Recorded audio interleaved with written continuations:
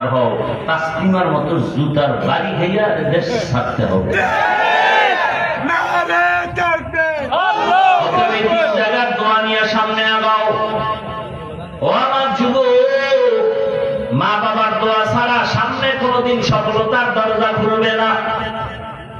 অতএব যদি বেয়াদবি হইয়াও থাকে, আল্লাহর কাছে তওবা করো, মা বাবার থেকে ক্ষমা নিয়ে নাও। জীবনে তো মনের সব মিটাইয়া গুনাহ কম করলা না।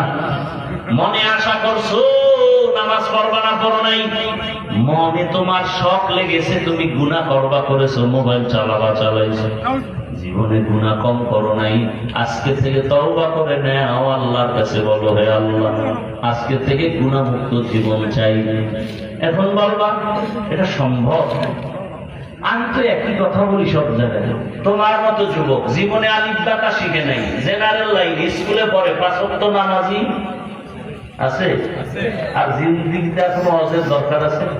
এই শুধু এই কথাটা তোমার বিবেকে জিজ্ঞাসা করো যে এই কপাল করা, তোর কপালে কার অভিশাপ লাগছে, কার সাথে চূড়ান্ত বেয়াদবি করেছো যে তার মতো যুবক স্কুল কলেজে পড়ে নামাজ পড়ে, তুই পারো না কেন?